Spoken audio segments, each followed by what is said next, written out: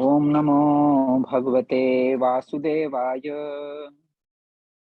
ओम नमो भगवते वासुदेवाय।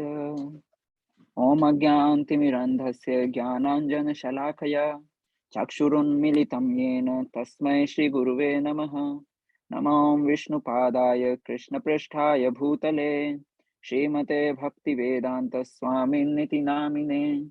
नमस्ते सारस्वते देवे गौरवाणी प्रचारिणे निर्विशेष शून्यवादी पाश्चात्य देशतारिणे। हे कृष्ण करुणा सिंधो दीनबंधो जगतपते गोपेश गोपिका कांत राधा कांत नमोस्तुते।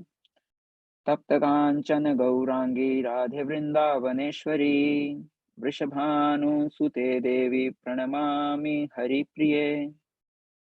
जय श्री कृष्ण चैतन्य प्रभु नित्यानंद श्री अद्वैत गदाधर श्रीवासादि गौर भक्तवृंद। हरे कृष्णा कृष्ण कृष्ण हरे हरे हरे राम राम राम हरे हरे। हरे कृष्णा।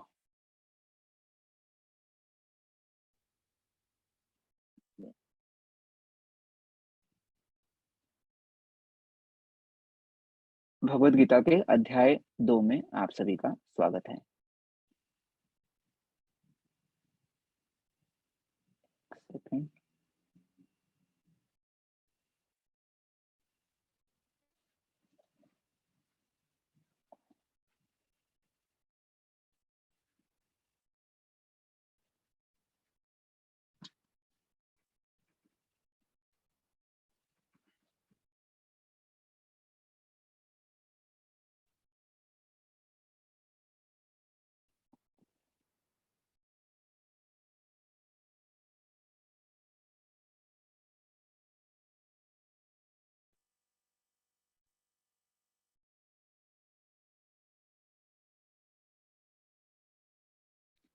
तो अध्याय 2 का जो नाम है वो है गीता का सार, है ना।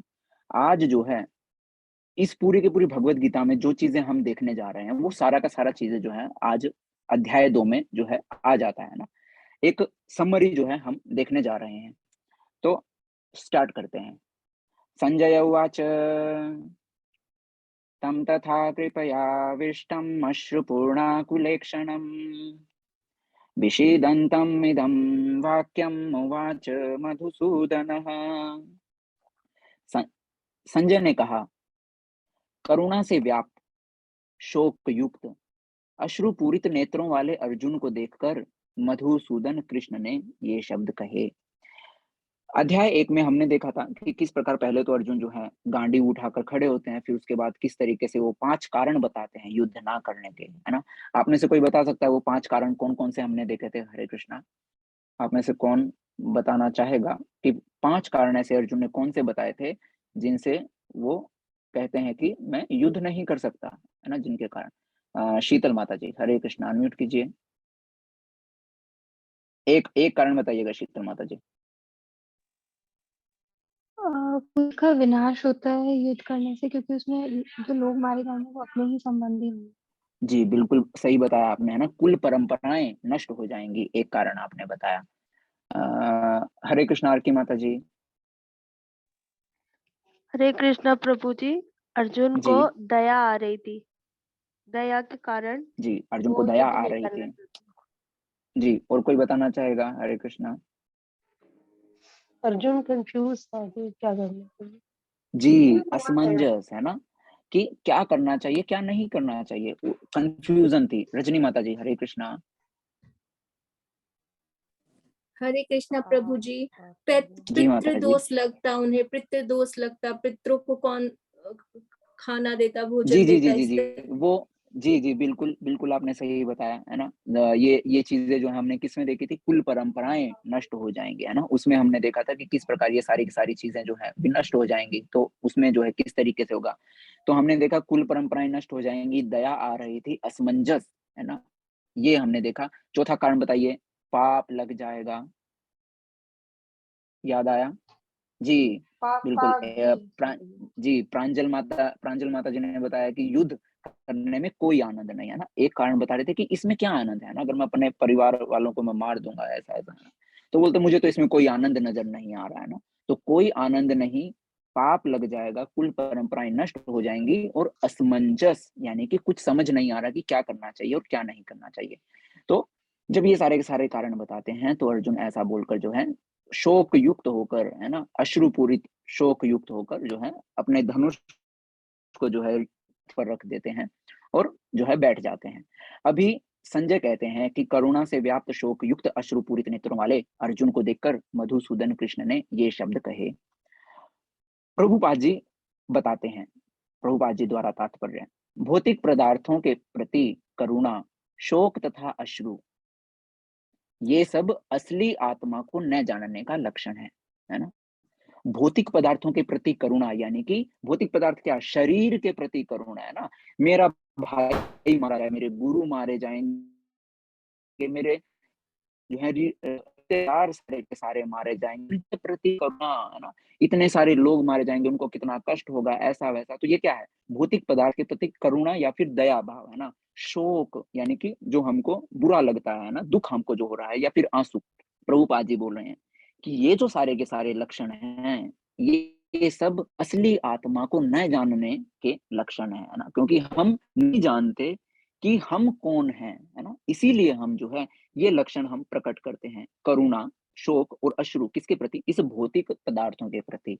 शाश्वत आत्मा के प्रति करुणा ही आत्म साक्षात्कार है। करुणा जो है किसी भौतिक पदार्थ के प्रति ना रखकर बल्कि शाश्वत आत्मा के प्रति अगर करुणा हो, है ना, वही क्या है, आत्म साक्षात्कार है। इस श्लोक में मधुसूदन शब्द महत्वपूर्ण है। कृष्ण ने मधु नामक असुर का वध किया था और अब अर्जुन चाह रहा है कि कृष्ण अज्ञान रूपी असुर का भी वध करें, जिसने उनके जो ज्ञान है उसको जो है चुरा लिया है। एक सेकेंड। हम्म, हम्म।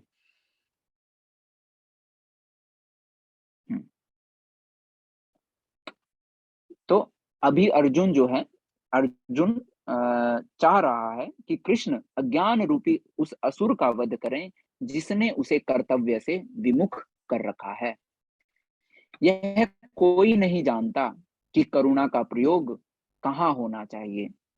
डूबते हुए मनुष्य के वस्त्रों के लिए करुणा मूर्खता होगी, है ना।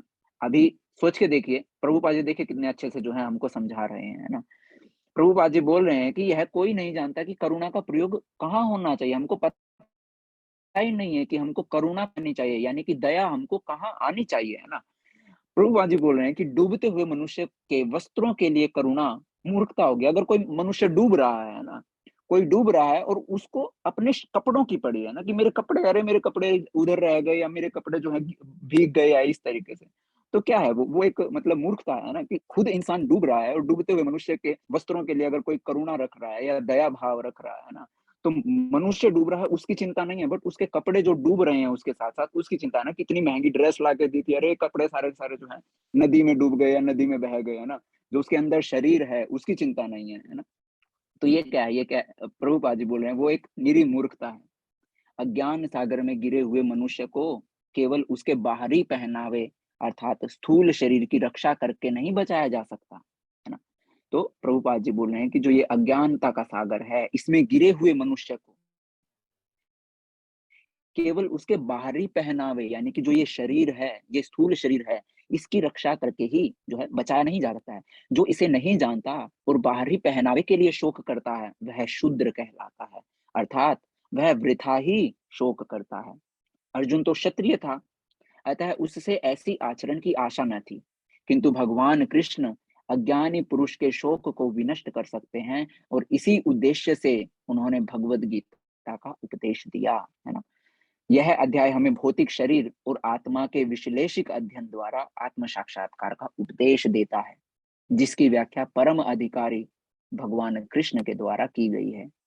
यह साक्षात्कार तभी संभव है जब मनुष्य निष्काम भाव से कर्म करे और आत्मबोध को प्राप्त हो, है ना। तो प्रभुपाद जी ने यहाँ पर कितने अच्छे से हमको समझाया है कि किस तरीके से अर्जुन जो शोक युक्त होकर बैठ गए थे, है ना? वो शोक जो है कभी-कभी जो है शोक या फिर करुणा जो है ना, करुणा का प्रयोग कहाँ होना चाहिए, कहाँ नहीं होना चाहिए। उनको शोक, दुःख, दया जो आ रही है, करुणा जो आ रही है, वो किसके प्रति आ रही है? जो सामने उनके जो रिश्तेदार, सगे-संबंधी खड़े हैं, उनके प्रति। बट हालाँकि वो तो सच में जानते ही नहीं कि उनके जो रिश्तेदार, सगे-संबंधी वास्तव में हैं कौन, है ना? तो प्रभुपाद जी बोल रहे हैं, जिस तरीके से डूबते हुए व्यक्ति के, है ना, यानी डूब कोई मनुष्य जो है, नदी में या तालाब में डूब रहा है ना? और कोई जो बाहर खड़ा है, वो किसके प्रति जो है करुणा दिखा रहा है कि अरे इतने सारे नए कपड़े डाल रखे थे, सारे खराब गए, है ना, बह गए, ऐसा है ना। तो वो मूर्खता है। डूबते हुए मनुष्य के वस्त्रों के प्रति अगर कोई करुणा दिखाता है, तो वो निरी मूर्खता है ना। तो इसी तरीके से जो अज्ञानता के इस सागर में गिरे हुए जो मनुष्य हैं, है ना, वो क्या कर रहे हैं, जिस तरीके से डूबते मनुष्य के वस्त्रों के प्रति करुणा, उसी तरीके से यहाँ भी इस अज्ञान सागर में गिरे हुए मनुष्य जो हैं, अपने बाहरी पहनावे यानी कि इस शरीर के प्रति जो है ज़्यादा क्या रहते हैं, करुणामयी रहते हैं या चिंतित रहते हैं ना। तो जो इसे नहीं जानता वह बाहरी पहनावे के लिए जो है शोक करता है और किस प्रकार वह शुद्र कहलाता है ना। अर्जुन जो है क्षत्रिय थे, उनसे जो है ये बिल्कुल भी आशा नहीं की जा सकती थी कि वो जो है ऐसा करेंगे, है ना। पर भगवान सभी अज्ञानियों के जो है शोक को विनष्ट कर सकते हैं। इसीलिए वो जो है हमको भगवद गीता के रूप में जो है हमको वही ज्ञान हमको दे रहे हैं, जिससे हमको आत्म साक्षात्कार हमको प्राप्त हो सके। भगवान बोलना स्टार्ट करते हैं। श्री भगवान उवाच कुतस्त्वाकश्मलमिदं विषमे समुपस्थितम् अनार्यजुष्टमस्वर्ग्यम् अकीर्तिकरमर्जुन। श्री भगवान ने कहा, हे अर्जुन, तुम्हारे मन में यह कल्मश आया कैसे? यह उस मनुष्य के लिए तनिक भी अनुकूल नहीं है जो जीवन के मूल्य को जानता हो। इससे उच्च लोक की नहीं अपितु अपयश की प्राप्ति होती है ना। तो भगवान कह रहे हैं कि तुम्हारे मन में ऐसा भाव आ कैसे गया, ये बुराई तुम्हारे मन में आ कैसे गई? ये उस मनुष्य को बिल्कुल भी शोभा नहीं देती जो इस जीवन के मूल्य को जानता हो। यानी कि हमने बात की कि अर्जुन जो हैं, अर्जुन कोई छोटे-मोटे इंसान नहीं है ना, साधारण मनुष्य नहीं है, वो बहुत बड़े भक्त हैं, बहुत बड़े ब्राह्मण हैं, बहुत बड़े क्षत्रिय हैं, है ना? उनको ब्राह्मण या क्योंकि उनको ज्ञान है ना? क्योंकि वो सबसे बड़े ज्ञानी हैं, मतलब बहुत बड़े ज्ञानी हैं, है ना? बहुत बड़े योद्धा हैं, इसीलिए बहुत बड़े क्षत्रिय हैं, है ना? तो सारी की सारी विशेषताएँ उनके अंदर उपस्थित हैं, है ना? तो भगवान बोल रहे हैं कि तुम्हारे जैसे मनुष्य जो इस जीवन के मूल्य को जानते हो, यानी कि इनको जिसको इस जीवन का मेन मकसद यानी कि आत्म साक्षात्कार जिनको है ना? वो ऐसी बातें करें, ये उनको जो है ये बिल्कुल भी शोभा नहीं देता। जो ये कल्मश हैं, ये कल्मश आपको उच्च लोगों की तरफ नहीं, बल्कि अपयश की तरफ आपको लेकर जाते हैं। प्रभुपाद जी कहते हैं, श्री कृष्ण तथा भगवान अभिन्न हैं। इसलिए श्री कृष्ण को संपूर्ण गीता में भगवान ही कहा गया है ना? अभी कई सारे जो है वे शास्त्र हैं ना, जिसमें फॉर एग्जांपल दुर्गा सप्तशती, देवी उवाच या फिर इसी तरीके से बहुत सारे जो हैं शास्त्र हैं। शिव पुराण देखेंगे तो शिव उवाच है ना? तो इसी तरीके से उनके नाम से उनको संबोधित किया गया है ना। कहीं पर भी ऐसा नहीं लिखा हुआ कि शिव उवाच की जगह पे श्री भगवान उवाच ऐसा है ना। तो जितने भी पुराण हैं या फिर उपनिषद हैं ना, कहीं पर भी ऐसा नहीं लिखा गया है। केवल और केवल भगवद गीता में भगवान कृष्ण के लिए अब देखिए सारे के सारे वेद पुराण जो हैं, सभी के सभी लिखने वाले कौन है? पुराणों की रचना जो जिन्होंने की है, वो हैं तो व्यासदेव जी है ना, वेद व्यास जी ही हैं। तो वेद व्यास जी को क्या यहाँ पर नहीं पता था? चाहते तो वो जब उन्होंने हर जगह पर दुर्गा उवाच या देवी उवाच या फिर शिव उवाच लिखा है, तो यहाँ पर भी वो चाहते तो कृष्ण उवाच, है ना? इस तरीके से लिख सकते थे, बट नहीं, उन्होंने यहाँ लिखा श्री भगवान उवाच, है ना? तो इसीलिए प्रभुपाद जी समझाते हैं कि श्री कृष्ण तथा भगवान अभिन्न हैं, इसलिए श्री कृष्ण को संपूर्ण गीता में भगवान ही कहा गया है। भगवान परम सत्य की पराकाष्ठा है ना? यानी कि सत्य में भी जो सत्य है ना? तो परम सत्य का बोध ज्ञान की 3 अवस्थाओं में होता है। ब्रह्म या निर्विशेष, सर्वव्यापी चेतना, दूसरा परमात्मा या फिर भगवान का अंतर्यामी रूप जो समस्त जीवों के हृदय में है तथा भगवान है ना। आपने जो है भगवत गीता का जब हम लेवल 1 कर रहे थे ना, तो उसमें हम सभी ने देखा था कि भगवान जो है, भगवान के 3 स्वरूप हैं, है ना। एक अगर याद दिलाने के मैं लिए मैं वो करता है ना, एक बड़ा-सा समुद्र था, है ना? जिसमें जब जो है दूर से देखे तो वो विशालकाय समुद्र नज़र आ रहा था। फिर हमने क्या किया, एक दूरबीन लेकर के थोड़ा-सा ज़ूम करके हमने देखा तो हमको वहाँ पर क्या नज़र आया था, एक टापू हमको नज़र आया था ना।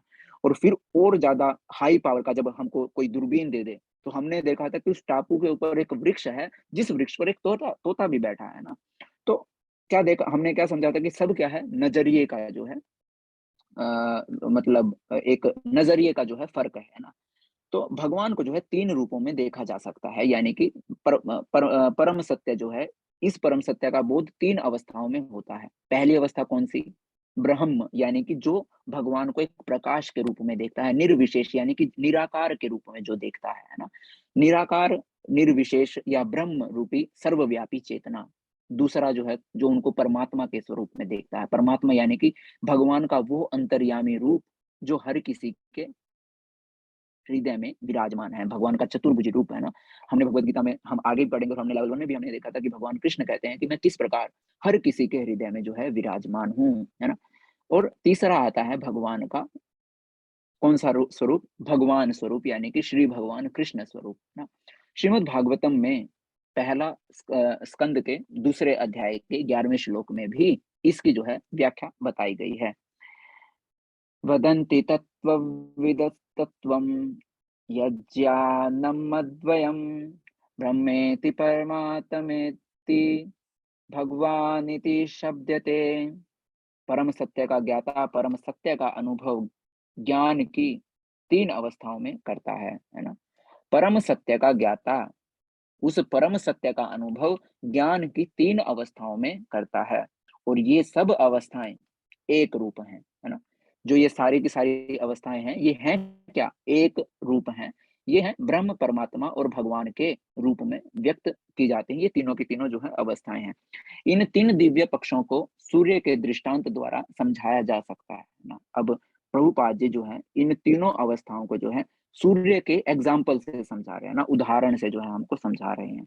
क्योंकि उसके भी 3 भिन्न पक्ष होते हैं, यथा धूप और सूर्य की सतह तथा सूर्यलोक, है ना? जो हमको बाहर से हमको दिखाई दे रहा है, एक तो सूर्य है ना वो, और जो है उसकी जो धूप या प्रकाश जो हमको दिखाई दे रहा है, उससे भी हम जो है उसको समझा सकते हैं। और एक सूर्य की जो असली सतह है ना? वो, है ना? और जो क्या बोलते हैं, सूर्यलोक, स्वयं में जो सूर्यलोक है, असली जो है ना, बिल्कुल, यानी कि जो बहुत करीब से उसको देखेगा तो सूर्य जो है, एक एक तो हमको क्या दिखाई देता है, किसी को वो प्रकाश के रूप में दिखाई दे सकता है, किसी को जो है सूर्य की सतह जो है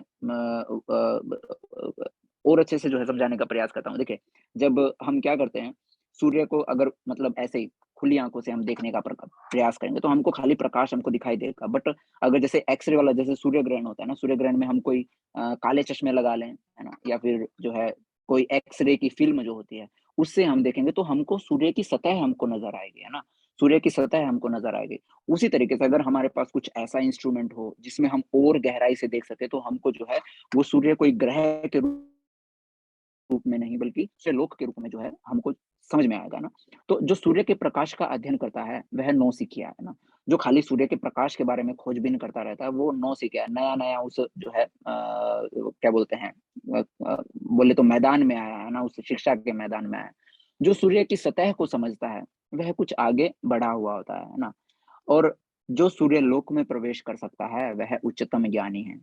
जो नौसिखिया सूर्य प्रकाश यानी कि उसकी विश्व व्याप्ति तथा उसकी निर्विशेष प्रकृति के अखंड तेज के ज्ञान से ही तुष्ट हो जाता है। जो खाली सूर्य के प्रकाश के बारे में ही जानकर जो है तुष्ट हो जाता है, या फिर बोल लीजिए कि जो है मतलब जिसको पूरा का पूरा वो हो जाता है कि हाँ, मैं संतुष्ट हो गया हूँ, है ना? जो केवल सूर्य के प्रकाश को प्राप्त करके ही संतुष्ट हो जाता है, वह उस व्यक्ति के समान है जो परम सत्य के ब्रह्म रूप को ही समझ सकता है। जो व्यक्ति कुछ अधिक जान कार है, वह एक विषय में हो सकता है। ये जो है, वो खाली प्रकाश नहीं है एक, बल्कि वो एक गोला है, एक ग्रह है ना?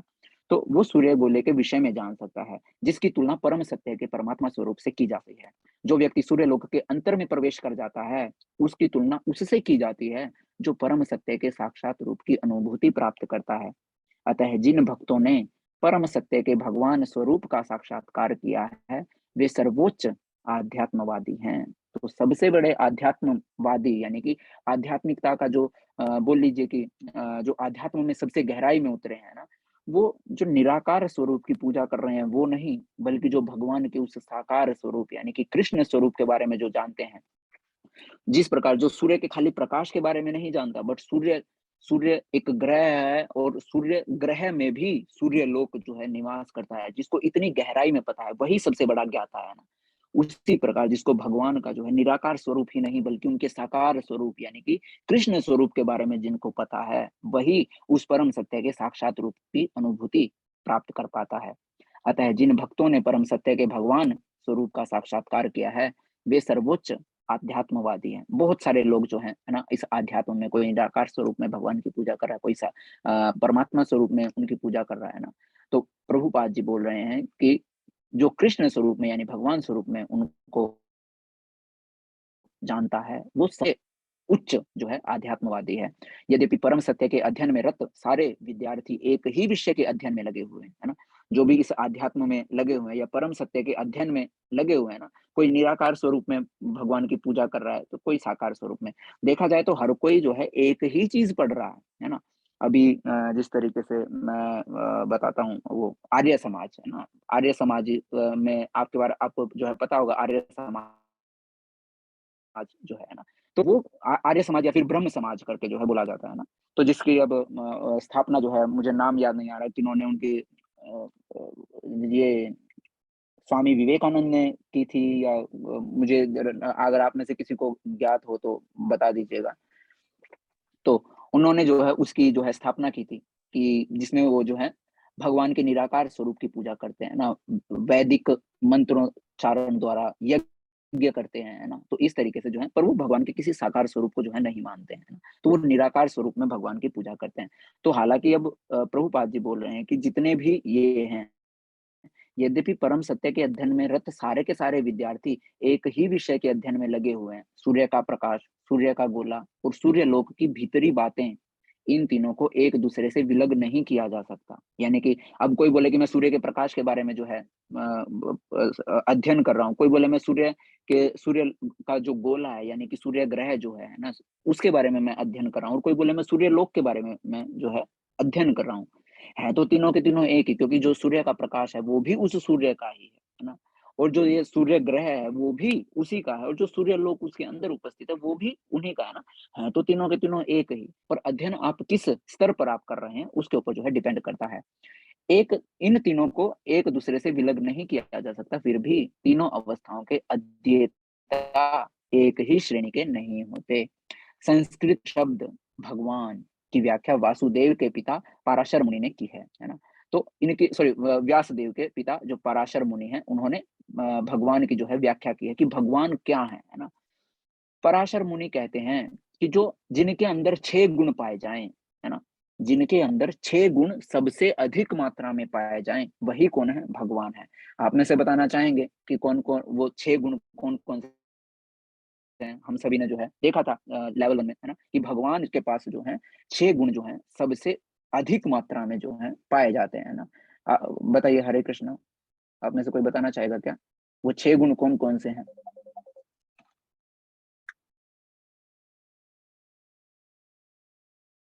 चलिए, कोई बात नहीं।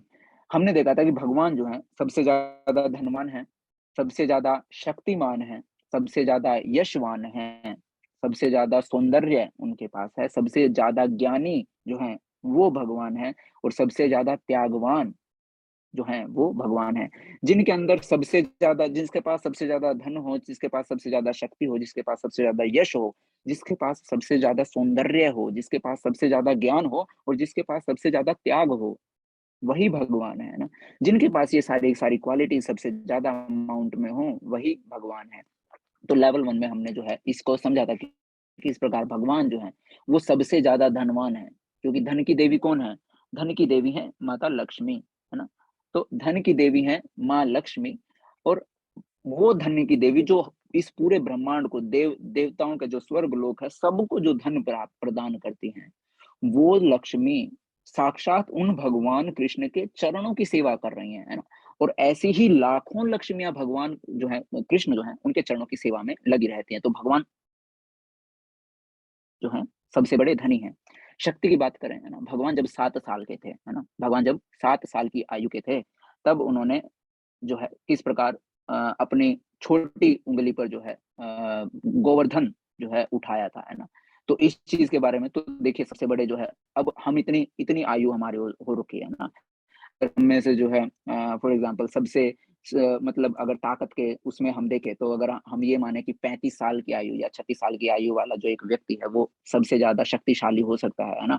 क्योंकि शरीर के जो है, शरीर का जो अवस्था है ना, वो सबसे ज्यादा यौवन अवस्था अगर 34-35 साल की हम माने, है ना, तो उसमें जो अगर सब, और उसको अगर बोला जाए कि आप अपने हाथ में नहीं, सॉरी, उंगली पे ही बोल देता हूँ, है ना, उंगली में ऐसे ही एक ईंट ही उठा के दिखा दीजिए, है ना। भगवान ने तो इतना बड़ा जो है क्या उठाया था, जो गोवर्धन पर्वत जो है वो उठाया था ना। तो उससे हमको पता चलता है कि भगवान जो है सबसे ज्यादा शक्तिशाली है ना, जो अपने इतने छोटे से स्वरूप में भी जो है क्या करते हैं, मतलब जो है इतने बड़े जो है विशालकाय जो है पर्वत को उठाते हैं, है ना। तो ये जो है सारा का सारा हमने देखा। फिर उसके बाद यश, है ना, भगवान जो है कितने यशस्वी हैं ना, सबसे ज्यादा जो है मतलब यश का मतलब था फेमस, है ना, कि वो सबसे ज्यादा फेमस है ना। वो जो भी क्रियाएं करते हैं, जो भी काम करते हैं, उसी से वो फेमस हो जाते हैं ना। उसका जो है एक छोटा सा एग्जांपल जो है हम देखते हैं कि किस प्रकार अगर भगवान ने चोरी की, आज के समय अगर कोई चोरी करता है ना, तो चोरी करता है, चाहे कोई खाने पीने की कोई टॉफी भी चुरा ले ना, उसको ऊपर भी केस लग जाता है ना। पर भगवान माखन चोरी करते थे। माखन चोरी करने के बाद भी हर कोई चाहता था कि वो उनके घर में आकर जो है चोरी करें, है ना। जानबूझकर गोपियां जो है कि कृष्ण जो है आए और उनके घर से माखन चुरा कर खाएं, जानबूझकर अपने माखन को जो है अपने घरों के बाहर जो है टांग देती थी, है ना, मटकियों को, कि उनकी नजर उन पर पड़े और वो आए और उनके घर से जो है माखन चुरा कर खाएं, है ना, और खुद चुप चुप के जो है देखती रहती थी। तो उनके हर क्रियाएं, उनके हर कार्य जो है वो उनको जो है क्या कर देते थे, फेमस कर देते थे, है ना। सौंदर्य की बात करें, है ना, तो भगवान जो है सबसे ज्यादा सौंदर्यवान है ना। भगवान हमने जो है जाना था कि भगवान जो है युवा अवस्था से आगे जो है उनकी आयु नहीं बढ़ी, यानी कि एक 20-22 की जो उम्र में जो एक शरीर की जो अवस्था होती है ना। अब ये सॉरी, जब ये महाभारत का युद्ध हो रहा था, तो लगभग लगभग जो आयु थी उस समय, है ना, 100 साल के आसपास की आयु थी। अर्जुन की जो शारीरिक अवस्था है, वो 100 साल के वृद्ध या फिर 100 साल के जो एक युवक होते हैं, उनके जितनी जो है अवस्था थी। परंतु भगवान कृष्ण जो है ना, उनकी जो शरीर की अवस्था है, वो कभी एक युवा अवस्था से आगे गई ही नहीं, है ना।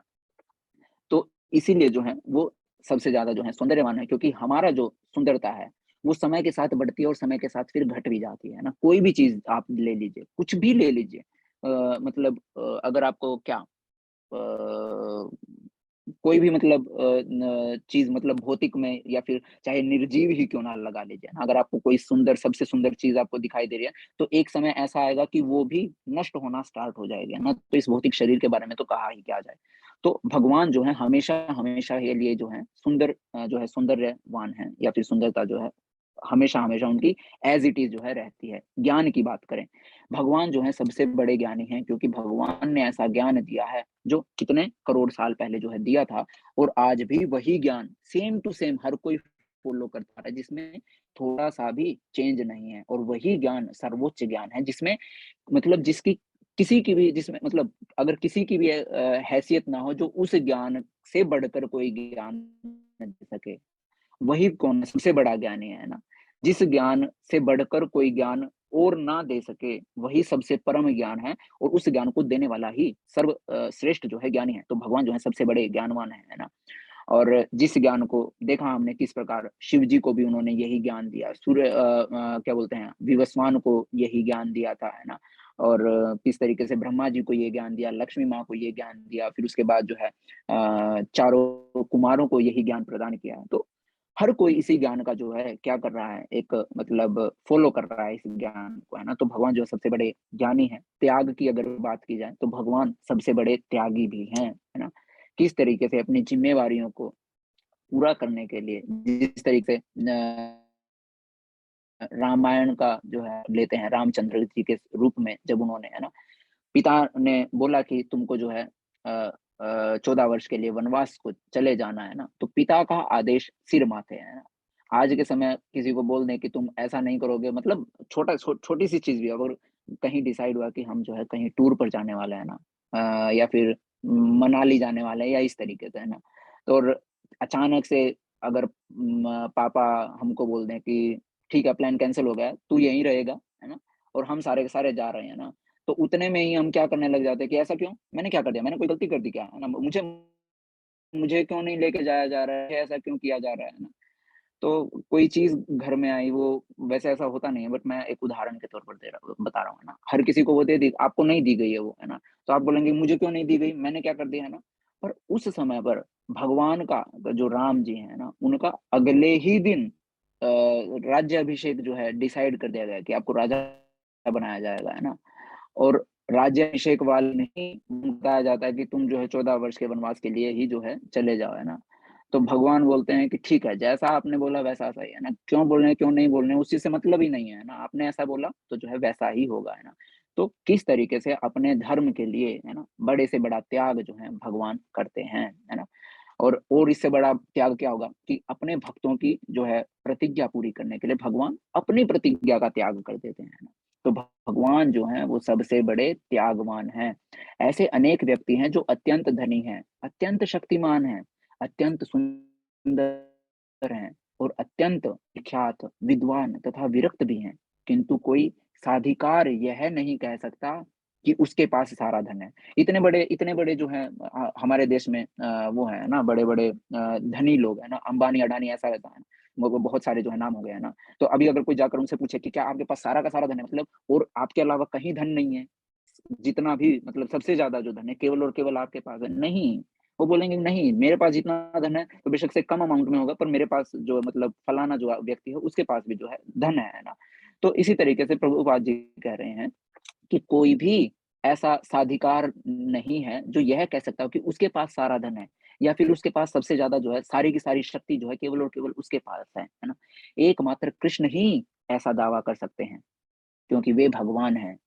ब्रह्मा, शिव या नारायण सहित कोई भी जीव कृष्ण के समान पूर्ण ऐश्वर्यवान नहीं है। अतः ब्रह्म संहिता में स्वयं ब्रह्मा जी का निर्णय है कि श्री कृष्ण ही स्वयं भगवान हैं, न तो कोई उनके तुल्य है और न उनसे बढ़कर है। वे आदि स्वामी या भगवान हैं, गोविंद रूप में जाने जाते हैं और समस्त कारणों के परम कारण हैं, है ना। तो ब्रह्म संहिता में कहा गया है ईश्वरः परमः कृष्ण सच्चिदानंद विग्रह अनादिरादिर गोविंद सर्व कारण कारणम, है ना। कि जो भगवान कृष्ण हैं वही कौन है? ईश्वर हैं, सच्चिदानंद स्वरूप हैं, है ना।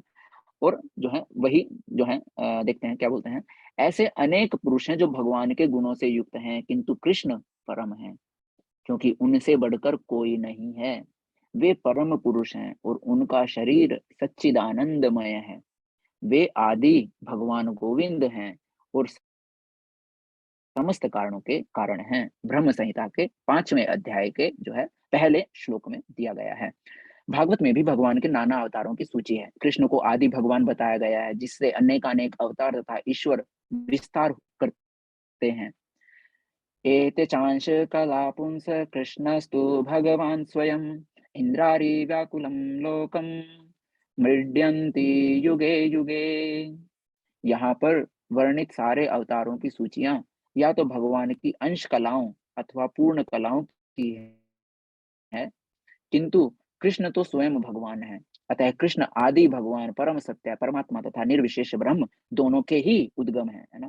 तो भगवान कृष्ण जो स्वयं आदि भगवान है वो परम सत्य परमात्मा तथा निर्विशेष ब्रह्म दोनों के ही उद्गम है। दोनों की ही जो उत्पत्ति है वो किससे हो रही है? भगवान से, यानी कि कृष्ण से ही जो है हो रही है। भगवान की उपस्थिति में अर्जुन द्वारा स्वजनों के लिए शोक करना सर्वथा अशोभनीय था। अतः कृष्ण ने कुतः शब्द से अपना आश्चर्य व्यक्त किया, है ना। कुतः कहकर भगवान आश्चर्यचकित हो रहे हैं, अपना आश्चर्य व्यक्त कर रहे हैं। आर्य जैसी सभ्य जाति के किसी व्यक्ति से ऐसी मलिनता की उम्मीद नहीं की जाती।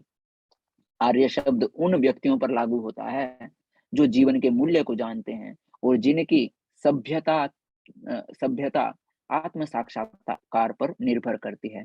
देह आत्म बुद्धि से प्रेरित मनुष्य को यह ज्ञान नहीं रहता कि जीवन का उद्देश्य परम सत्य विष्णु या भगवान का साक्षात्कार है। वे तो भौतिक जगत के बाह्य स्वरूप से मोहित हो जाते हैं। अतः वे यह नहीं समझ पाते कि मुक्ति क्या है।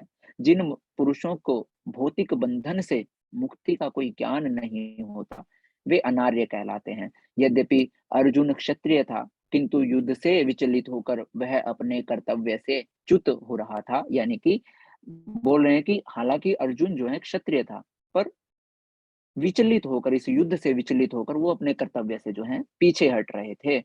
उसकी यह कायरता अनार्यों के लिए ही शोभा देने वाली हो सकती है ना। तो बोल रहे हैं कि जो ये कायरता अर्जुन दिखा रहे हैं कि मेरे जो सगे संबंधी मारे जाएंगे या इस तरीके से ना, वो अज्ञानियों के लिए जो है एक मतलब शोभा देने वाली जो है प्रतीत हो सकती है। परंतु आगे पाद जी बोल रहे हैं कि कर्तव्य पथ से इस प्रकार का विचलन न तो आध्यात्मिक जीवन की प्रगति करने में सहायक बनता है और न ही इससे संसार में ख्याति प्राप्त की जा सकती है। भगवान कृष्ण अर्जुन द्वारा अपने जनों पर इस प्रकार किया। आगे भगवान बोलते हैं, क्लैब्यम मास्मदम पार्थ नैतत्त्वय्युपपद्यते क्षुद्रम हृदय दौर्बल्यम त्यक्त्वोत्तिष्ठ परन्तप। हे प्रथापुत्र, इस हीन नपुंसकता को प्राप्त मत हो, यह तुम्हें शोभा नहीं देती। हे शत्रुओं के दमन करता, हृदय की क्षुद्र दुर्बलता को त्याग कर युद्ध के लिए खड़े हो। तो प्रभुपाद जी कहते हैं, अर्जुन को पृथापुत्र के रूप में यहाँ प्रेरित किया गया है ना। हमने हमने इसके बारे में जो है पिछले अध्याय में भी जाना था ना, कि पृथा जो है कौन है, कुंती महारानी का ही नाम क्या था, पृथा था, है ना। पृथा कृष्ण के पिता वासुदेव की बहन थी, अतः कृष्ण के साथ अर्जुन रक्त संबंध था। यदि क्षत्रिय पुत्र लड़ने से मना करता है तो वह नाम का ही क्षत्रिय है, और यदि ब्राह्मण पुत्र अपवित्र कार्य करता है तो वह नाम का ही ब्राह्मण है। ऐसे क्षत्रिय तथा ब्राह्मण अपने पिता के अयोग्य पुत्र होते हैं। अतः कृष्ण यह नहीं चाहते थे कि अर्जुन अयोग्य क्षत्रिय पुत्र कहलाएं, है ना। तो प्रभुपाद जी बोल रहे हैं कि जो क्षत्रिय होता है वो अपने धर्म से पीछे हटे, यानी कि जब अधर्म घट रहा हो, है ना, तो अधर्म के खिलाफ लड़ना, है ना, ये क्षत्रिय का धर्म है। और जब क्षत्रिय वो ना करे, है ना, और इसी तरीके से ब्राह्मण ब्राह्मण ज्ञानी होता है ना, शास्त्रों का पालन करे, है ना। और अगर ब्राह्मण ही शास्त्रों के विरुद्ध कार्य करे, है ना, शास्त्रों के विरुद्ध कोई अपवित्र कार्य करता है, वो केवल नाम का ब्राह्मण है ना। तो प्रभुपाद जी बोलते हैं कि ऐसा अयोग्य क्षत्रिय या अयोग्य ब्राह्मण जो है किस प्रकार जो है मतलब नाम नाम के ही जो है क्षत्रिय और ब्राह्मण कहलाते हैं। यहाँ पर कृष्ण जो है नहीं चाहते थे कि अर्जुन जो है, अर्जुन को कोई अयोग्य क्षत्रिय पुत्र कहे। अर्जुन कृष्ण का घनिष्ठ मित्र था और कृष्ण प्रत्यक्ष रूप से उसके रथ का संचालन कर रहे थे। किंतु इन सब गुणों के होते हुए भी यदि अर्जुन युद्ध भूमि को छोड़ता है तो वह अत्यंत निंदनीय कार्य करेगा। अतः कृष्ण ने कहा कि ऐसी प्रवृत्ति अर्जुन के व्यक्तित्व को शोभा नहीं देती। अर्जुन यह तर्क कर सकता था कि वह परम पूज्य भीष्म तथा स्वजनों के प्रति उदार दृष्टिकोण के कारण युद्ध भूमि छोड़ रहा है ना। तो प्रभुपाद जी बोल रहे हैं कि अर्जुन ऐसा बोल सकता था कि वह परम पूज्य भीष्म तथा स्वजनों के प्रति उदार है ना, कि मुझे जो है मतलब मैं अपने भीष्म पिता से जो है प्रेम करता हूँ, है ना, या फिर वो मेरे बड़े हैं, है ना, और इस तरीके से, या फिर उनके जो रिश्तेदार हैं, सगे संबंधी जो है ना, उनके प्रति उदारता के एक नजरिए के कारण जो है वो युद्ध भूमि जो है छोड़ छोड़ रहा था। किंतु कृष्ण ऐसी उदारता को केवल हृदय की दुर्बलता कहते हैं, है ना। तो कृष्ण जो है ऐसी जो एक उदारता है उसको क्या बोल रहे हैं, दुर्बलता मानते हैं, हृदय की दुर्बलता। ऐसी झूठी उदारता का अनुमोदन एक भी शास्त्र नहीं करता। अतः अर्जुन जैसे व्यक्ति को कृष्ण के प्रत्यक्ष निर्देशन में ऐसी उदारता या तथा कथित अहिंसा का परित्याग कर देना चाहिए। उसी प्रकार जिस तरीके से यहाँ पर प्रभुपाद जी हमको बता रहे हैं कि किस प्रकार अर्जुन को जो है जब कृष्ण के प्रत्यक्ष निर्देशन में जो है इस प्रकार की उदारता या फिर तथाकथित अहिंसा है ना, मतलब वो सो कॉल्ड अहिंसा का परित्याग कर देना चाहिए। उसी तरीके से जब हम भगवान की शरण में हम चले जाते हैं ना, भगवान कृष्ण के प्रत्यक्ष निर्देशन में जब हम चले जाते हैं, तो कहीं ना कहीं जिस सिचुएशन से अर्जुन गुजरता है, वही सिचुएशन हमारे भी जीवन में आ सकती हैं। कई बार हम अपने धर्म से पीछे हट सकते हैं क्या देखकर कि ये मेरा जो है अपना है, या ये मेरा ये है वो है ना, तो हम जो है अपने धर्म से पीछे हट सकते हैं, है ना। तो हमारा उस समय जो है फर्ज बनता है कि हम अपने जो है सगे संबंधी या फिर अपने बारे में ना सोचकर जो है किसके बारे में हम सोचें, केवल और केवल अपने धर्म के बारे में सोचें, जो हमारा कर्तव्य बनता है ना। तो इस चीज के बारे में भगवान बोलते हैं। एक सेकंड, हरे कृष्ण। शिल्पा माता जी, आपका कोई डाउट?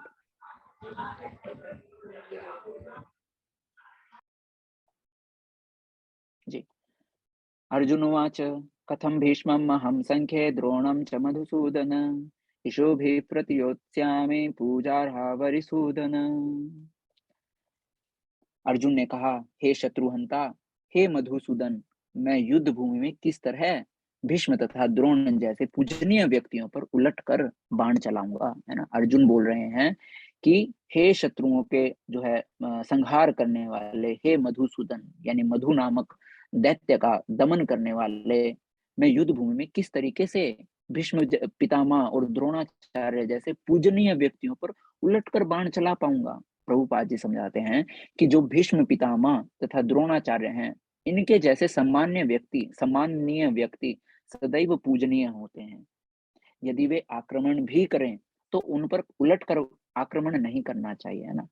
भीष्म पितामह जैसे और द्रोणाचार्य जैसे जो सम्माननीय व्यक्ति हैं, है ना, वो हमेशा ही पूजनीय होते हैं।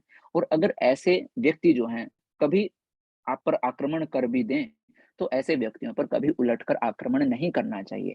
यह सामान्य शिष्टाचार है कि गुरुजनों से वाक युद्ध भी नहीं किया जाए, है ना। प्रभुपाद जी बोल रहे हैं कि ये सामान्य शिष्टाचार है ना, जो हम सीखते हैं कि अपने बड़ों से उल्टा नहीं बोलना चाहिए, है ना। हम अपने बच्चों को सिखाते हैं, या हमने भी जो है ये चीज सीखी है ना, कि कभी भी बड़ों से जुबान नहीं लड़ाई जाते, है ना। तो प्रभुपाद जी भी यही बोले कि ये सामान्य शिष्टाचार है कि गुरुजनों से वाक युद्ध यानी कि वार्तालाप में बहस जो है, बहस भी नहीं करनी चाहिए। तो फिर भला अर्जुन उन पर बाण कैसे छोड़ सकता था, जिन पर शब्दों से ही युद्ध नहीं किया जा सकता, शब्दों के माध्यम से ही जिनके साथ युद्ध नहीं किया जा सकता, उनके साथ जो है भला बाणों के साथ किस तरीके से युद्ध किया जा सकता है। क्या कृष्ण कभी अपने पितामह नाना उग्रसेन या अपने आचार्य सांदीपनि मुनि पर हाथ चला सकते थे, है ना। अभी अर्जुन प्रभुपाद जी बता रहे हैं कि अगर इस सिचुएशन में कृष्ण होते, तो क्या कृष्ण अपने पितामह जो उनके नाना है उग्रसेन, है ना, या फिर उनके आचार्य सांदीपनि मुनि, है ना, उन पर हाथ चला सकते थे? नहीं, है ना। अर्जुन ने कृष्ण के समक्ष ये ही कुछ तर्क प्रस्तुत किए, है ना, कि अगर आपके सामने जो है आपके पितामह, यहाँ पर मतलब इनडायरेक्टली वो बताना चाह रहे हैं कि मेरे सामने मेरे भीष्म पितामह, मेरे आचार्य गुरु हैं, है ना, उनको मैं किस तरीके से जो है उलट कर वार करूंगा, है ना। अगर आपके साथ ऐसा होता तो क्या आप ऐसा कर पाते? आगे जो है अर्जुन बोलते हैं, गुरून् हत्वा हि महानुभावान् श्रेयो भोक्तुं भैक्ष्यमपीह लोके हत्वार्थकामांस्तु गुरूनिहैव भुञ्जीय भोगान् उधीर प्रदिग्धान्। ऐसे महापुरुषों को जो मेरे गुरु हैं, उन्हें मारकर जीने की अपेक्षा इस संसार में भीख मांग कर खाना ही अच्छा है।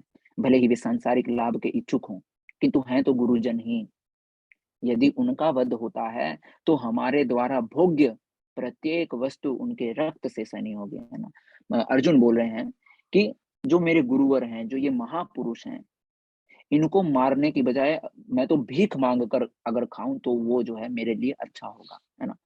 बेशक से वो हमारे साथ युद्ध करने के लिए आए हैं इस सांसारिक लाभ की इच्छा के लिए, है ना, किंतु हैं तो मेरे गुरुजन ही। वो बेशक से सांसारिक लाभ की इच्छा लेकर ये युद्ध लड़ने के लिए आए हैं, परंतु अगर मैं उनका वध करता हूँ और उस वध करने के बाद मेरे को जितनी भी सारी सारी चीजें मुझे मिलने वाली है, राज्य मुझे मिलने वाला है, जिन वस्तुओं का मैं भोग करने जा रहा हूँ, वो सारी की सारी वस्तुएं उनके रक्त से जो है सनी होंगी। प्रभुपाद जी समझाते हैं कि शास्त्रों के अनुसार ऐसा गुरु जो निंद्य कर्म में रत हो, है ना, निंदनीय कर्म में जो रत हो और जो विवेक शून्य हो, त्याज्य है ना। प्रभुपाद जी क्या बोल रहे हैं कि कोई भी गुरु जो निंदनीय कार्य करता हो, शास्त्रों के विरुद्ध अगर कोई कार्य करने लग जाता है ना, जिसके अंदर विवेक नहीं है, यानी ज्ञान बिल्कुल भी नहीं है ना, तो ऐसे गुरु का जो है त्याग कर देना चाहिए, है ना। वो जो है त्याज्य है, यानी कि त्यागने के योग्य हैं। दुर्योधन से आर्थिक सहायता लेने के कारण भीष्म तथा द्रोण उसका पक्ष लेने के लिए बाध्य थे। दुर्योधन से आर्थिक सहायता लेने के कारण भीष्म तथा द्रोण उसका पक्ष लेने के लिए बाध्य थे, है ना। हमने बात की थी पिछले अध्याय में भी कि किस तरीके से उनकी मजबूरी थी, है ना, क्योंकि उन्होंने उनको जो है किस तरीके से आर्थिक सहायता उनको मिली है ना। और भीष्म पितामह जो है वो अपनी प्रतिज्ञा में बंधे हुए हैं, इसीलिए ना चाहकर भी जो है वो पांडवों के तरफ से जो है युद्ध नहीं कर पा रहे हैं। द्रोणाचार्य जो है, द्रोणाचार्य को कौरवों की तरफ से जो है आर्थिक सहायता मिली, इसीलिए है ना वो बोलते हैं ना कि मेरे ऊपर इसका जो है कर्ज है, या इस तरीके का ना, इन्होंने जब जरूरत थी तो मेरी मदद की थी, है ना, और अब जब इनको जरूरत है तो मैं इनके खिलाफ लड़ूं, तो ये तो जो है क्या बोलते हैं, अच्छी बात नहीं है। उसी तरीके से यहाँ पर प्रभुपाद जी बता रहे हैं, यद्यपि केवल आर्थिक लाभ से ऐसा करना उनके लिए उचित नहीं था, है ना। अभी आप में से बोलेंगे कि प्रभु मतलब चाहते तो भीष्म पितामह जो है और जो द्रोणाचार्य जो है, पिछली क्लास में भी हमने बात की थी ना, कि वो चाहते तो उस जो है प्रतिज्ञा का जो है हनन कर सकते थे, या जो भी उनको जो है प्रति जो भी सहायता की गई थी, आर्थिक सहायता या इस तरीके का, है ना, उसका जो है वो मना कर सकते थे, या कि मतलब उसके बारे में ना सोचकर और धर्म की तरफ जो है चल सकते थे। परंतु प्रभुपाद जी बोल रहे हैं ऐसी दशा में वे आचार्यों का सम्मान खो बैठे थे, है ना। तो किंतु अर्जुन सोचता है कि इतने पर भी वे उसके गुरुजन हैं, अतः उनका वध करके भौतिक लाभों का भोग करने का अर्थ होगा रक्त से सने अवशेषों का भोग, है ना। जो दुर्योधन वगैरह है ना, दुर्योधन ने क्योंकि अब उनकी जो है किस तरीके से मतलब कौरवों की तरफ से जो है आर्थिक सहायता की गई थी, अब इस चीज को ध्यान में रखकर जो है वो अपने आचार्यों के प्रति सम्मान जो है खो बैठा है। परंतु अर्जुन सोच रहा है कि बेशक से चाहे वो कुछ भी कर रहे हैं, है ना, चाहे वो अधर्म के खिलाफ मतलब अधर्म के साथ ही क्यों ना खड़े और धर्म के खिलाफ जो है लड़ाई कर रहे हैं, है ना, पर हैं तो वो क्या, इतने में भी है तो उसके गुरु ही। तो अर्जुन का मानना है कि उनका वध करके भौतिक लाभों का भोग करने का कोई अर्थ पैदा नहीं होता, है ना। अगर उनको कोई भोग मिलेगा भी या फिर कोई भौतिक पदार्थ का वो भोग करेंगे भी, वो होंगे तो क्या ही, फाइनली उनके जो है खून से सने हुए अवशेष, है ना। न चैतद्विद्म तत्रन्नो गरीयो यद्वा जयेम यदि वानो जयेयुः यानेव हत्वा न जिजीविषाम स्तेव स्थिता प्रमुखार्थ राष्ट्रा। हम यह भी नहीं जानते कि हमारे लिए क्या श्रेष्ठ है, उनको जीतना या उनके द्वारा जीते जाना। यदि हम धृतराष्ट्र के पुत्रों का वध कर देते हैं तो हमें जीवित रहने की आवश्यकता नहीं है, फिर भी वे युद्ध भूमि में हमारे समक्ष खड़े हैं, है ना। तो किस तरीके से यहाँ पर अर्जुन बोल रहे हैं ना, बोल रहे हैं कि हम जो है नहीं जानते कि हमारे लिए श्रेष्ठ क्या है ना, कि उनको जीतना या उनके द्वारा खुद को जीते जाना, है ना। यदि हम धृतराष्ट्र के पुत्रों का हम वध कर देते हैं तो हमें जीवित रहने की आवश्यकता नहीं है, फिर भी वे युद्ध भूमि में हमारे समक्ष खड़े हैं। प्रभुपाद जी समझाते हैं कि अर्जुन के समझ में यह नहीं आ रहा था कि वह क्या करे, युद्ध करे और अनावश्यक रक्तपात का कारण बने, या फिर हालांकि बोल रहे हैं कि क्षत्रिय होने के नाते युद्ध करना उसका धर्म है, तो या तो अर्जुन युद्ध करे या फिर वह युद्ध से विमुख होकर भीख मांगकर जीवन यापन करे। यदि वह शत्रु को जीतता नहीं तो जीविका का एकमात्र साधन केवल और केवल भिक्षा ही रह जाता है। यदि उसकी विजय हो जाए क्योंकि उसका पक्ष न्याय पर है, तो भी यदि धृतराष्ट्र के पुत्र मरते हैं तो उनके बिना रह पाना अत्यंत कठिन हो जाएगा, क्योंकि सारे के सारे रिश्तेदार सगे संबंधी मारे जाएंगे, है ना। तो अर्जुन बोला कि युद्ध करके जो है मतलब अगर युद्ध में हार जाऊं, है ना, या फिर युद्ध ना करूं तो सॉरी युद्ध ना करूंगा तो जो है भीख मांग कर जो है खाना पड़ेगा, और अगर युद्ध करता हूं और इन सबको मार डालूंगा तो भी क्या फायदा जब ये सारे सारे मर जाएंगे, जब सगे संबंधी ही मारे जाएंगे। उस दशा में यह उसकी दूसरी प्रकार की हार होगी। अर्जुन द्वारा व्यक्त इस प्रकार के विचार सिद्ध करते हैं कि वह न केवल भगवान का महान भक्त था, अपितु वह अत्यधिक प्रबुद्ध और अपने मन तथा इंद्रियों पर पूर्ण नियंत्रण रखने वाला था। राज परिवार में जन्म लेकर भी भिक्षा द्वारा जीवित रहने की इच्छा उसकी विरक्ति का दूसरा लक्षण है ना। एक राजा का बेटा होने के बाद भी, यानी कि एक राज परिवार में जन्म लेने के बाद भी अगर कोई ये सोचता है कि मैं ऐसा नहीं करूँगा पर मैं भीख माँग कर जो है मैं खा लूँगा, इसका मतलब क्या है? प्रभुपाद जी बोलते हैं कि किस प्रकार वो किसी भी धन दौलत के प्रति कितने विरक्त हैं, किसी प्रकार की आसक्ति नहीं है राज्य के प्रति, है ना? तो वो उनके जो है विरक्ति का जो है लक्षण देती है। ये सारे के सारे गुण तथा अपने आध्यात्मिक गुरु श्री कृष्ण के उपदेशों में उसकी श्रद्धा, ये सब मिलकर सिद्ध करते हैं कि वह सचमुच पुण्य आत्मा था। इस तरह यह निष्कर्ष निकला कि अर्जुन मुक्ति के सर्वथा योग्य था। जब तक इंद्रियां संयमित न हो, ज्ञान के पद तक उठ पाना कठिन है और बिना ज्ञान तथा भक्ति के मुक्ति नहीं होती। अर्जुन अपने भौतिक गुणों के अतिरिक्त इन समस्त दैवी गुणों में भी दक्ष था, है ना? तो प्रभुपाद जी हमको यहाँ क्या बता रहे हैं कि किस प्रकार ज्ञान के पद तक वो जो है बता रहे हैं कि पहले तो जो है इंद्रियां संयमित हमको करनी चाहिए, है ना? जब तक इंद्रियां संयमित नहीं होगी, इंद्रियों पर जब तक काबू नहीं होगा, ज्ञान हमको हासिल नहीं हो सकता। और ज्ञान अगर हासिल हो भी जाए, है ना, तो भक्ति भी जो है जरूरी है। तो बिना ज्ञान और बिना भक्ति के मुक्ति प्राप्त नहीं हो सकती, है ना? अर्जुन अपने भौतिक गुणों के अतिरिक्त इन समस्त दैवी गुणों में भी दक्ष था, यानी कि भौतिक गुण कौन कौन से? कि वो बहुत बड़े जो है महात्मा है, कितने बड़े जो है विरक्त हैं, है ना? और ज्ञानी भी वो हैं और भक्ति जो है बहुत बड़े भक्त भी हैं, ना? तो ये समस्त दैवी गुण जो हैं वो अर्जुन के पास थे। कार्पण्य दोषोपहत स्वभाव पृच्छामि त्वां धर्म सम्मूढ़ चेताः यच्छ्रेयस्या निश्चितं ब्रूहि तन्मे शिष्यस्तेहं शाधि मां त्वां प्रपन्नम। अब मैं अपनी कृपण दुर्बलता के कारण अपना कर्तव्य भूल गया हूँ और सारा धैर्य खो चुका हूँ।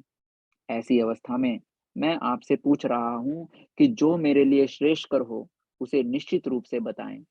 अब मैं आपका शिष्य हूँ और शरणागत हूँ, कृपया मुझे उपदेश दें। प्रभुपाद जी कहते हैं यह प्राकृतिक नियम है कि भौतिक कार्यकलाप की प्रणाली ही हर एक के लिए चिंता का कारण है। बोले ये नेचर का रूल है ना, कि भौतिक कार्यकलाप यानी कि अपने भौतिक मतलब जीवन की चीजों के बारे में, अच्छा धन चाहिए, खूब सारा धन चाहिए, दौलत चाहिए, सुंदर पत्नी चाहिए, ये चाहिए, वो चाहिए, भगवान एक बेटा भी दे दे, ऐसा वैसा, है ना? मेरा बेटा आगे जाके जो है एक मतलब बड़ा इंसान बने, ये वो, है ना? तो ये सारे के सारे क्या है? भौतिक कार्यकलाप जो है ना? इन भौतिक कार्यकलाप की प्रणाली ही हर किसी के लिए चिंता का कारण है। ऐसा नहीं हुआ, सोचा था बच्चा जो है बड़ा होकर जो है डॉक्टर बनेगा, पर ये तो जो है मतलब क्लास में ही फेल हो गया, ऐसा तो मतलब, तो इधर से बच्चों की टेंशन, ये नहीं हो रहा है। बेटी की शादी करनी थी, ऐसा करना था, बेटे की शादी करनी थी, ये करना था, वो करना था, ये सारे सारे क्या है? भौतिक कार्यकलाप है ना? तो इन भौतिक कार्यकलापों के कारण ही हर मनुष्य जो है चिंतित रहता है, या फिर ये भौतिक कार्यकलाप ही जो है हर किसी के लिए चिंता का कारण है ना? किसी को ये चाहिए था तो ये नहीं मिला, और किसी को ये नहीं चाहिए था तो ये हो गया, है ना? तो इसी के कारण से जो है वो चिंतित रहते हैं, पग पग पर उलझन मिलती है। अतः प्रमाणिक गुरु के पास जाना आवश्यक है, जो जीवन के उद्देश्य को पूरा करने के लिए समुचित पथ निर्देश दे सकें। समग्र वैदिक ग्रंथ हमें यह उपदेश देते हैं कि जीवन की अनछी उलझनों से मुक्त होने के लिए प्रामाणिक गुरु के पास जाना चाहिए। ये उलझने उस दावाग्नि के समान हैं जो किसी के द्वारा लगाए बिना ही भभक उठती हैं।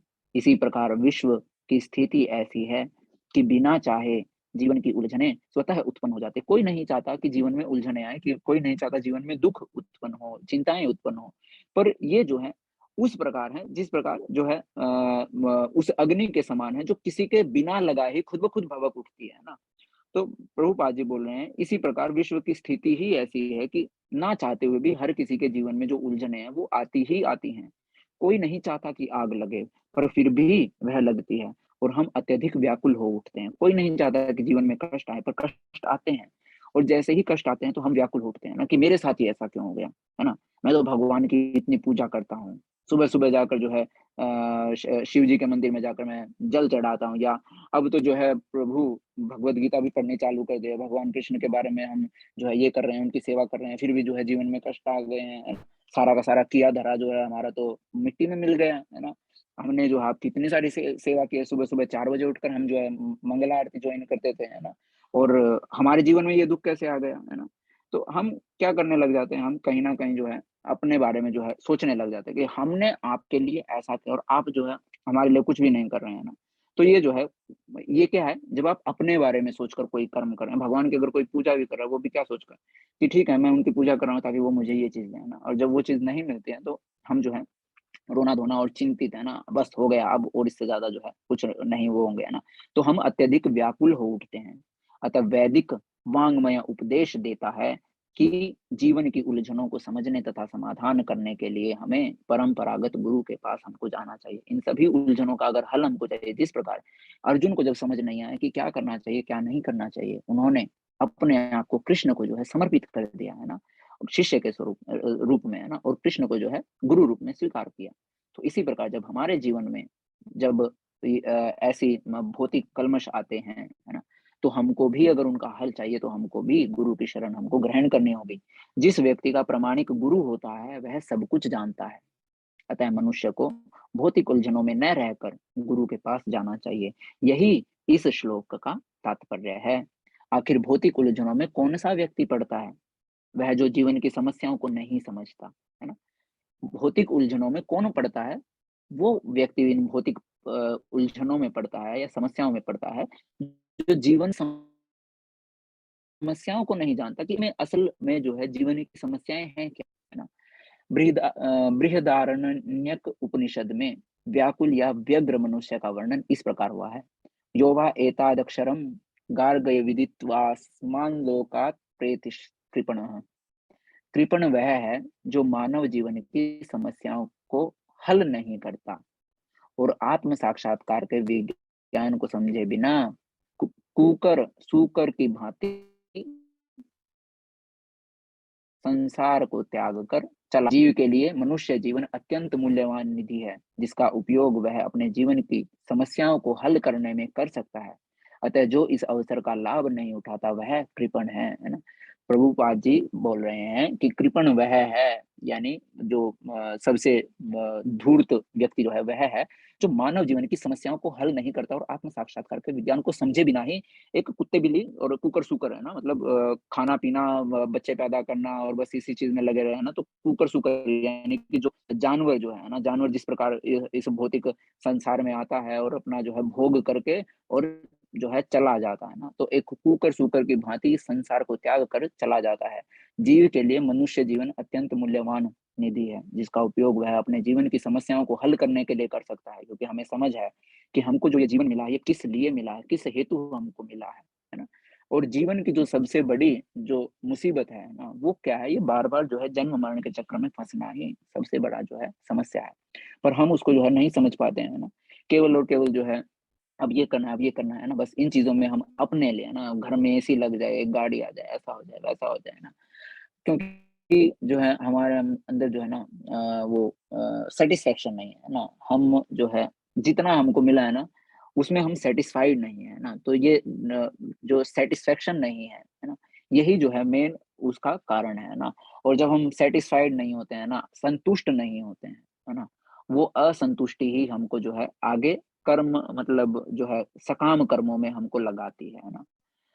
तो अब उस संतुष्टि को कैसे प्राप्त किया जाए, आत्मसंतुष्ट कैसे बना जाए, वो केवल और केवल भक्ति के माध्यम से ही हो पाता है। जब आप ये समझना स्टार्ट कर देते हैं कि आपके पास जो है, वो भी कृष्ण कृपा से है और जो नहीं है, वो भी कृष्ण कृपा ही है ना?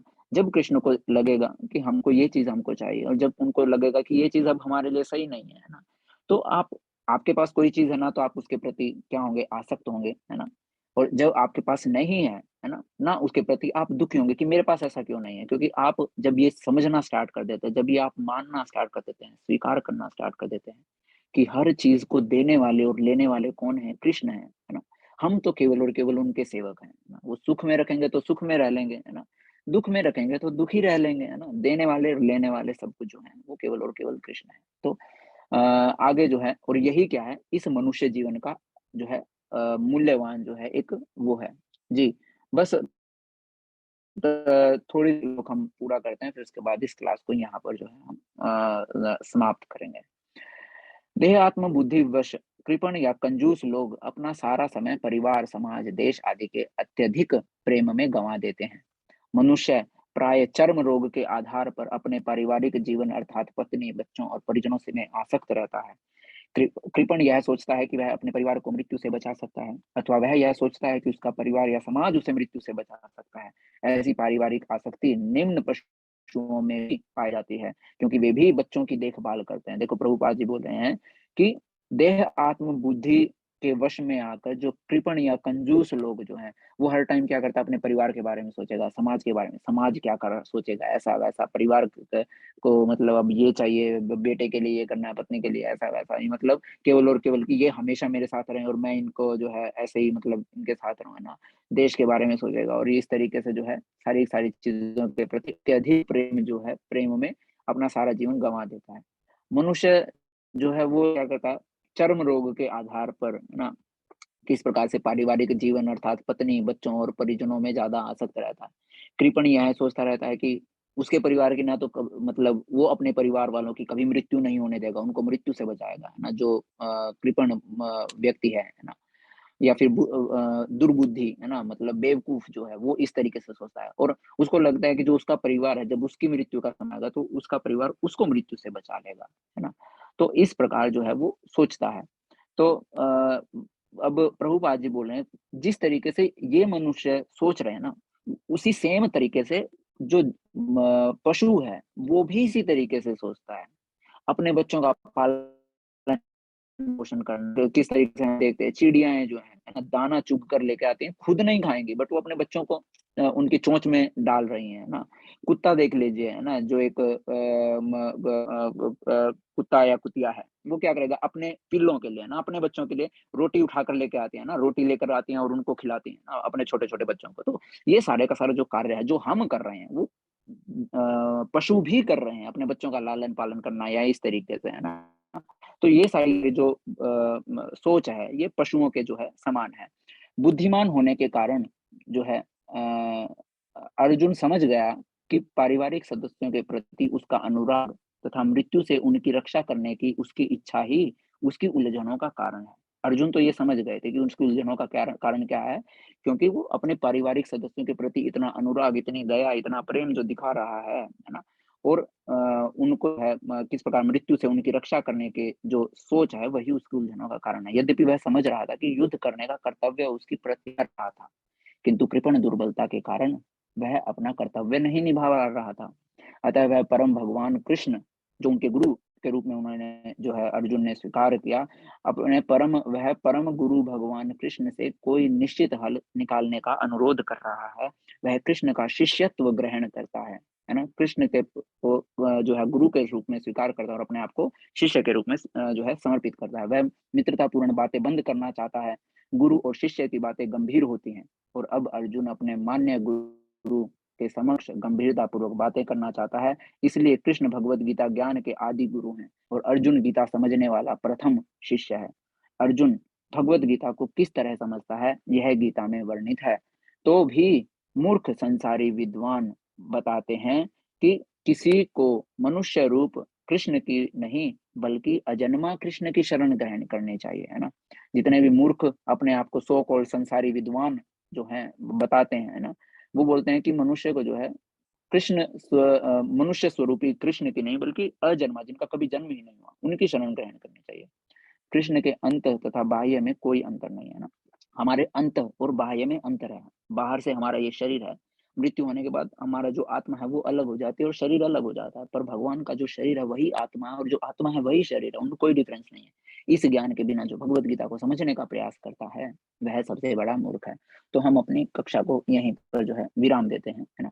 और इस अध्याय श्लोक से जो है आगे हम अगली क्लास में हम जो है शुरू करेंगे। हरे कृष्णा। अभी आपके जो है अगर कोई क्वेश्चन है तो हम वो ले लेते हैं। रजनी माता जी, हरे कृष्णा, म्यूट कीजिए। हरे कृष्ण प्रभु जी। हरे कृष्णा माता जी। प्रभु जी, मैं थोड़ा जानना चाहती थी कि धर्म को कैसे समझते हैं, धर्म क्या है? देखिए धर्म क्या है, धर्म केवल और केवल जो है अपना अपना कर्तव्य। धर्म ये नहीं कि हम हिंदू धर्म से हैं या इस तरीके से नहीं। धर्म पिता का अपना धर्म है, माता का अपना धर्म है, पुत्र का अपना धर्म है। ये सब धर्म है जो आपको जो है मतलब अपने एक सही तरीके से अपना जो कर्तव्य है उसको जो कर्तव्य है ना मतलब इस तरीके से समझ सकते हैं ना, हर किसी का अपना एक ड्यूटीज। जो है निश्चित, हाँ, अपना एक निश्चित कर्तव्य है ना। माता का कर्तव्य है कि वो अपने बच्चों का जो है मतलब पालन पोषण करे, इस तरह से एक परिवार को जो है एकजुट करके रखे। पिता का कर्तव्य है कि वो अपने संतान की रक्षा करे, अपनी पत्नी की रक्षा करे, अपने माता-पिता के लिए जो है किस तरीके से मतलब कर्म करे या फिर उनकी जो भी उनकी है ना उनको पूरा करना, वो क्या है? वो एक पिता का या फिर उस परिवार का जो वो है क्या बोलिए युवा जो है ना उसका एक ड्यूटी बन जाते हैं क्योंकि और इसी तरीके से हर किसी की अपनी ड्यूटीज़ हैं, है ना? हर किसी का अपना धर्म है। यहाँ पर हम यही तो समझ रहे हैं। अर्जुन देखिए, अर्जुन क्षत्रिय है ना?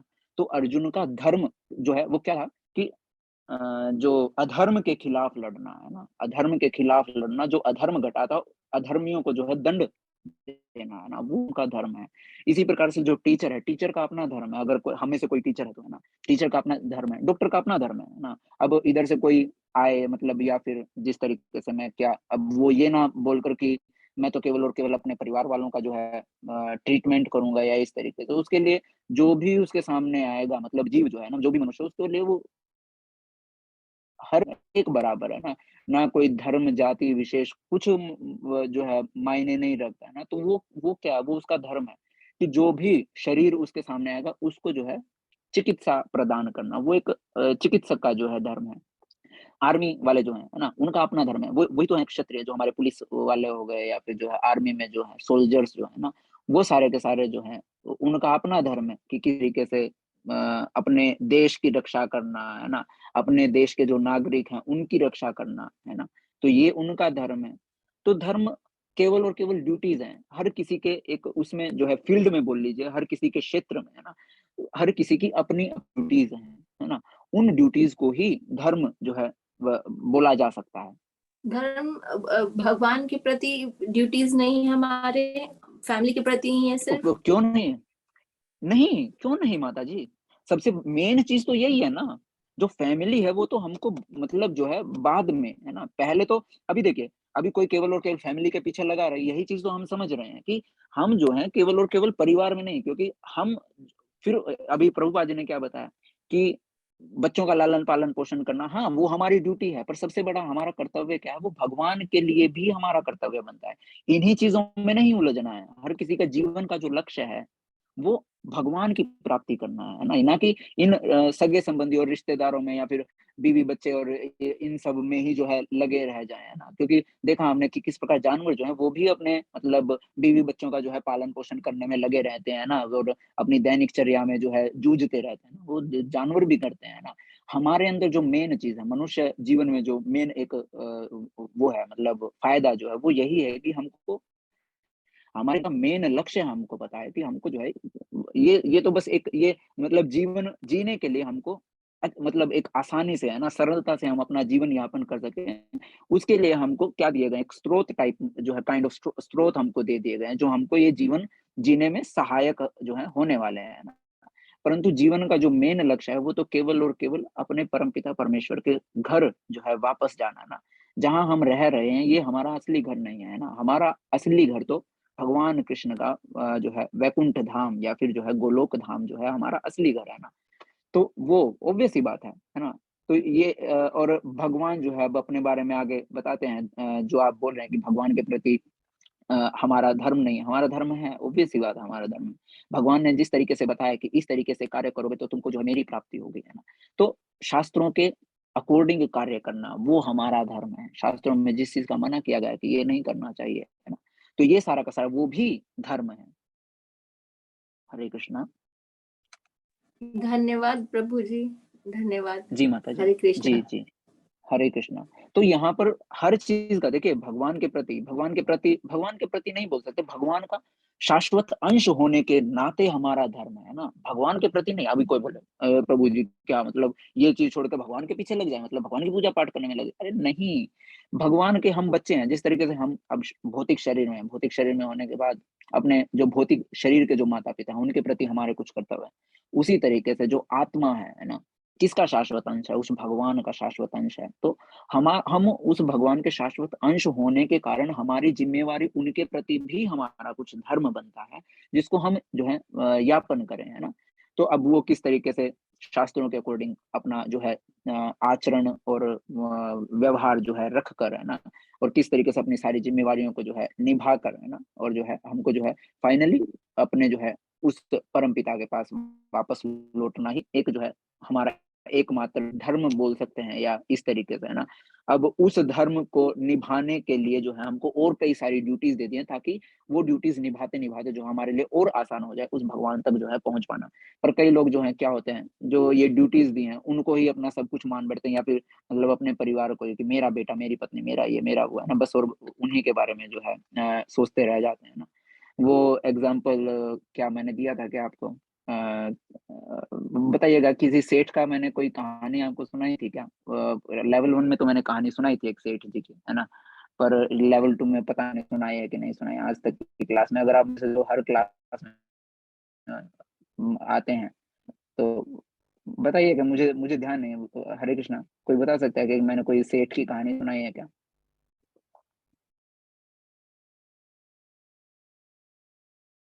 चलिए नहीं सुनाई होगी तो मैं सुना देता हूँ, है ना? देखिए, आज जो जीव जो है वो क्या कर रहा है, वो केवल और केवल क्या करता है, एक सेठ था, है ना? और जिसके जो है 4 बेटे थे, है ना? ABCD करके बोल लीजिए, है ना? या फिर राम, श्याम और जो भी है ना, सुरेश और दिनेश, है ना? 4 उसके बेटे होते हैं। अब क्या होता है, जो सेठ जो है उसने सारी ज़िंदगी खूब मेहनत की, है ना? खूब मेहनत करके बड़े-बड़े शोरूम बनाए, है ना? बहुत बड़ा बिज़नेस उसने कर लिया, है ना? 4 बच्चे उसने जो है पैदा किए हैं, है ना? 4 बच्चे पैदा हुए, चारों के नाम इस तरीके से जो है उन्होंने रख दिए, राम, श्याम, दिनेश और जो है सुरेश, है ना? अब सबको जो है एक-एक जो भी बिज़नेस का वो था, वो हिस्सा उनको सँभालने के लिए दिया। अब वो उनकी उम्र बढ़ती है, बूढ़े हो जाते हैं, बूढ़े होने के बाद शरीर साथ देना बंद कर देता है। शरीर साथ देना बंद कर देता है, आईसीयू में चले जाते हैं महानुभाव, है ना? अपने जीवन की आखिरी साँसें गिन रहे हैं। आईसीयू में जो है उनकी पत्नी उनके पास बैठी हुई है। पहले जो है बेहोशी की हालत थी। बेहोशी की हालत से जो है अपने जो है ये अवस्था हासिल करते हैं, आँखें खुलती हैं, देखते हैं कि उनकी पत्नी उनके पास बैठी हुई है। बोलते हैं, "अरे कलावती, तुम यहाँ?" बोलते हैं, "जी स्वामी, मैं आपके पास ही बैठी हूँ, चिंता मत कीजिए।" बोलते हैं, "अच्छा, बड़ा बेटा कहाँ है? राम कहाँ है?" बोलते हैं, "राम देखिए आपके बगल में खड़ा है।" अच्छा, श्याम, श्याम कहाँ है? चिंता मत कीजिए, दूसरे नंबर वाला बेटा भी आपके पास ही खड़ा है, श्याम भी आपके साइड में है, देखिए तो ज़रा आपके जो है दूसरे हाथ की साइड में खड़ा है। दिनेश कहाँ है?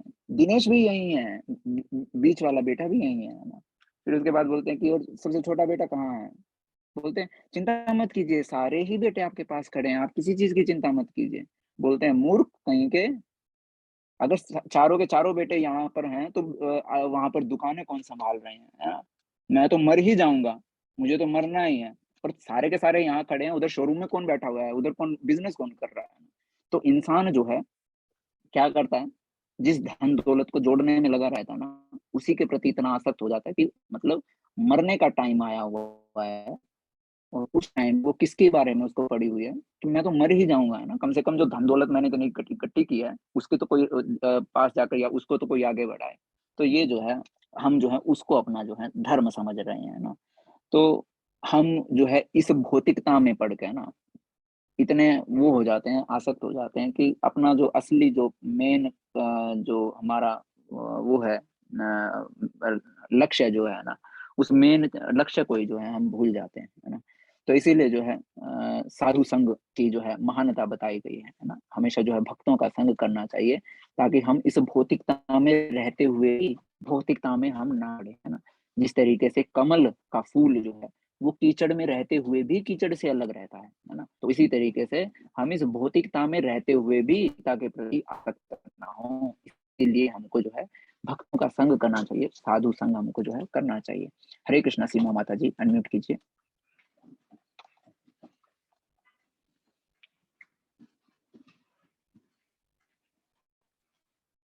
हरे कृष्णा, सीमा माता जी अनम्यूट कीजिए।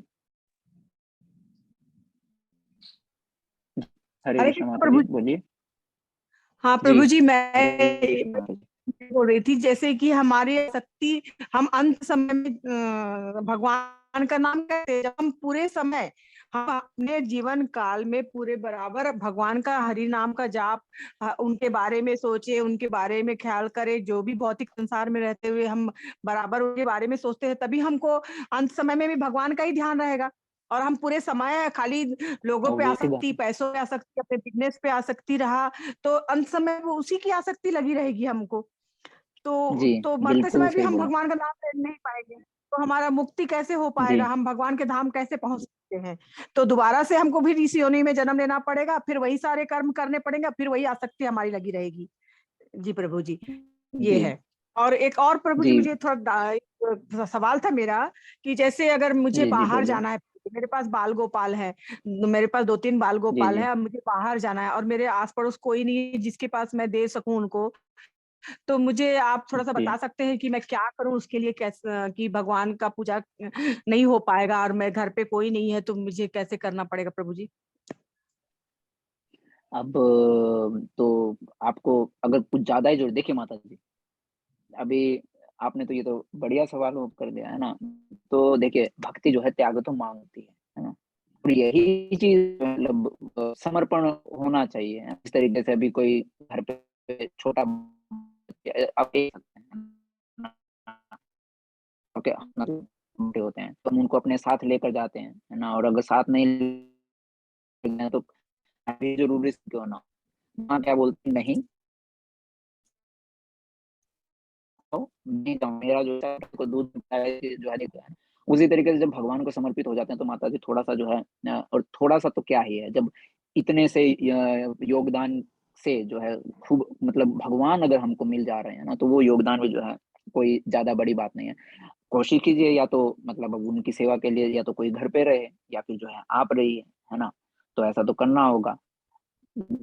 और नहीं हो पा रहा बिना है उसके अब प्रभु जी, आप तो अपने साथ लेकर जाएँगे तो वो अगर अपने एक एक साथ भी नहीं, एक तो गोपाल तो नहीं, अब 2-3 आपको ये चीज़ लोगों वो को करनी साथ। होगी। स हाँ, वही तो मैं तो उनको वही लेके जाने थोड़ा-सा के लिए परेशान कुछ थी। मतलब पवित्रता का पूरा का अरे मतलब माताजी मैं बोल हुँ, रहा हूँ कि अब पूरी साफ-सफाई आगे पूरी पवित्रता का जो है पूरी तैयारी करके नहीं लेके हो जाइए पाएगा ना अगर प्रभु जी। मतलब आप अपने साथ भी लेकर हुँ। जा रहे हैं। तो मैं घर पे ऐसा कर सकती हूँ क्या? उनको गंगा जल के साथ तुलसी दल डाल के, जल के साथ रख के और उनसे विनती करके, प्रार्थना करके 1 हफ्ते के लिए बाहर जाना है मुझे, तो कर सकती हूँ क्या ऐसा उनको रख के, भगवान से क्षमा मा याचना करके? और माताजी मा माताजी अभी आपने घर पे जी प्रभु लड्डू जी। गोपाल आपने आपने घर पे लड्डू गोपाल रख रखे हैं।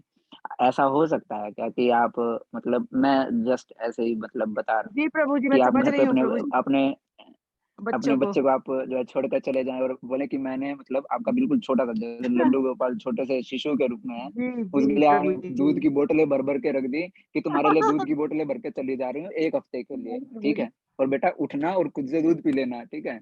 और मुझे माफ़ कर देना, जाना मेरा ज़रूरी है ना? ऐसा नहीं हो सकता है माताजी। तो ऐसा क्या करें? ऐसा तो नहीं हो सकता। हुँ, जी प्रभु करना जी, तो जी। होगा माताजी और कौन करेगा? करना हमको ही पड़ेगा, है ना? अब सिचुएशन तो हमको ही सँभालनी है। अब क्या पूरा परिवार जा रहा है? कोई भी ऐसा नहीं है जो घर पे रुक सकता है। नहीं है प्रभु जी। 1 हफ्ते के लिए आप 1 सेकंड, मुझे 1 सेकंड दीजिए।